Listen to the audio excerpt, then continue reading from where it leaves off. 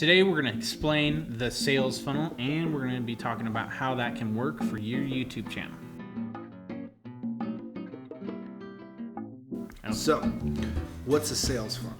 You may not even have ever heard that term before, but it applies to you if you're on YouTube. Yeah. Pretty much everybody. Yeah, this is something that if you're going to start a business in general, and I think a lot of people want to start businesses that are part of our audience, so this is going to be really helpful for you to understand. Get ahead of the curve, because this is something business coaches and stuff like that will be talking to you about. Yeah. What is your sales funnel? And if they ask you that question and you don't know what they're talking about, well, that's You're going to waste a few $100 learning about a sales funnel. Yeah. Before they can actually help you with their stuff. Yeah. So we're going to save you that few $100 right now and explain to you what a sales funnel is. It's a classic business concept. It's an important thing. It's basically you take somebody from a lead, maybe a cold lead or warm lead, either way, they may not even know who you are, into somebody who knows who you are.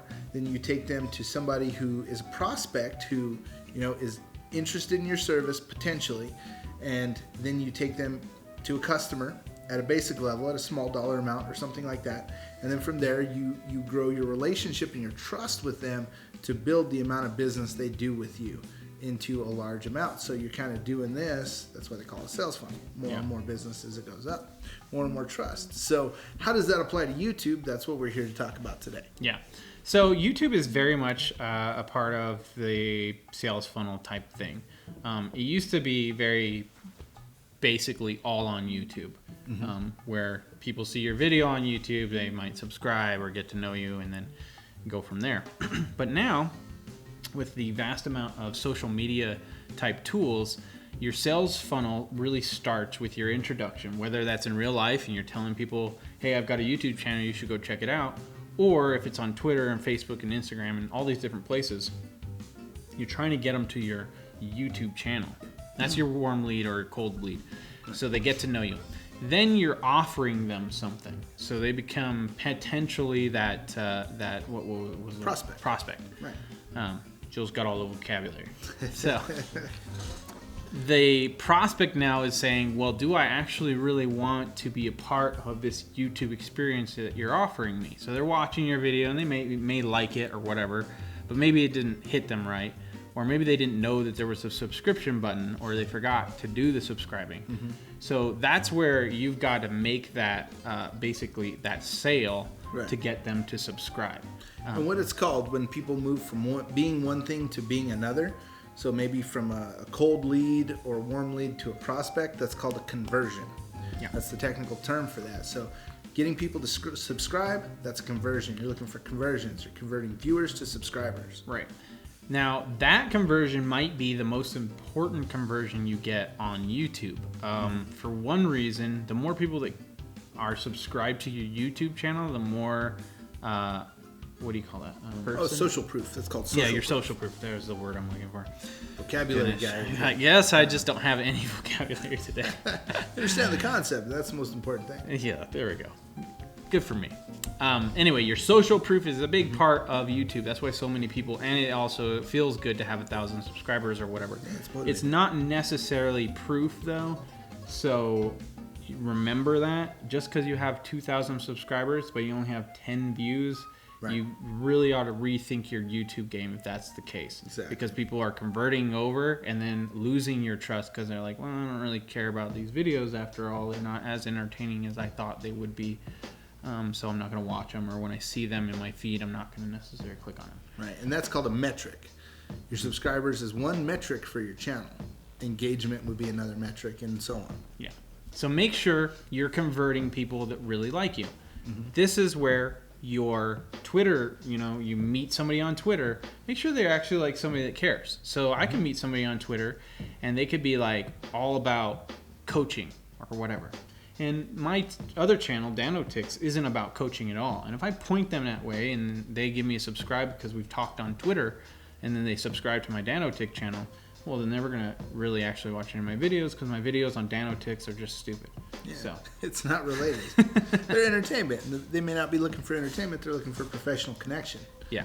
And information. So make sure you're selling the right thing. So to the right people. That's their first. That's your most. I think that's the most important thing. That's why I'm spending a little bit more time on this. But this isn't actually Incredibly important concept. Yeah, this is where you finally have now met somebody that likes you. You're engaging with them. So that was a really good conversion because now they're watching your videos. They're engaging with you. This is where now you can actually make a sale. Once money becomes involved, once they've watched you enough that you're like, hey, I want to kind of monetize this traffic, you start thinking about revenue streams. So you have different ways to make money, and those are called revenue streams. You got AdSense on YouTube. That's a revenue stream.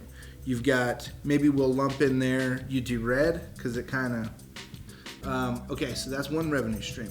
Then you have, maybe you have merch. You've gone to Cafe Press or Spreadshirt, and you've made some mugs, some t-shirts, and some mouse pads. Mugs. These aren't mouse pads. These are mugs. But I'm just saying. These two YouTube channels here have understood that and gone to that point. So that's another revenue stream, you know? Then you could do other things, and we'll talk about some other ways to make money. You know, there's Patreon and some other things. How many of those revenue streams people get involved with is how you increase your sales funnel. So you're like, okay, they watch all the time, so I'm getting ad revenue off of them. Nice. They're into me, you know, so they bought a mug. Nice. They bumped up to my next level of sales funnel. You're building more trust, building more revenue stream. Right.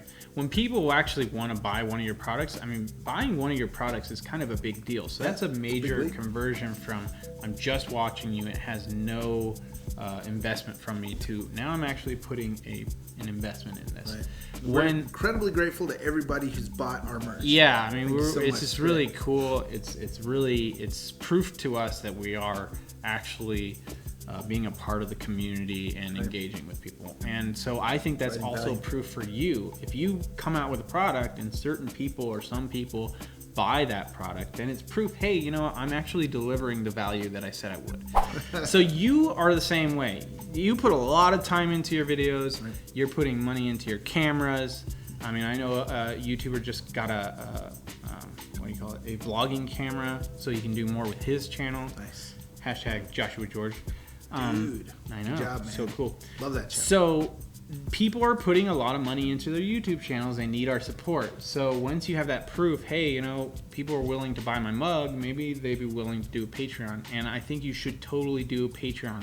Go check out our Patreon video if you want more on that. Yeah, that's one way that it can help. But it's kind of like, for me, Patreon's the ultimate sales funnel, the end of the sales funnel, because it's a reoccurring fee, which is a real secure thing to have. In any platform, in anything. There's also affiliate, we want to throw out there, there's also affiliate stuff. So a lot of people do how-tos and things of that nature. Those aren't the only channels you can do affiliate stuff with, but recommend it. So with affiliate stuff, you know, you can you know, say, you know, this is a product I like to use. I'm known for this sort of thing.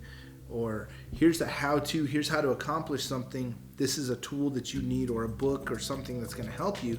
You can link to that and make a commission. There's a lot of places. Amazon will give you commission for sending traffic their way. You just have to kind of sign up for their little program. Yeah, pretty simple. It's very simple. You don't even have to have a business license or anything like that to do that. So you can do that. There's lots of places where you can be an affiliate for good products. And if you think it's a good enough product and you think it's going to benefit your audience and it integrates with what you're doing, then that is a great way to make some money and point some people in the right direction. 2 weeks from now, we'll be talking about affiliate links and how they can really benefit your YouTube channel. But yeah, so sales funnels, it's increasing your trust, increasing your revenue streams, and it's okay to do it. Yeah. You're not a bad person. You're not. If people don't want to buy and they don't want to spend, then they don't have to, and it doesn't mean they're a bad viewer because they don't. I mean, there's a lot of reasons why people don't want to spend money on YouTube. It's sometimes an icky thing, money, so it's totally fine, and you don't have to be driving it down their throat all the time about, oh, you got to spend money with me. No. That's just like no value whatsoever in your channel if you're doing that. Right. You suck value out of it. Yeah, you're taking that away. If you always look at it as, I want to build trust and I want to provide people opportunity. I want to serve. If you be a servant, it's not an issue. Yeah. So But this is something to be thinking about. What does your sales funnel look like? Now, we just described one for YouTube, but maybe your YouTube sales funnel looks a little bit different than the way we described it. What is it? Think about it. Write it down. Write it down. Like, what does people experience, and what am I trying to deliver to them? And maybe there's no Amazon affiliates, and maybe there's no Patreon involved in that, but figure out how you're going to make this YouTube thing sustainable for you in the future.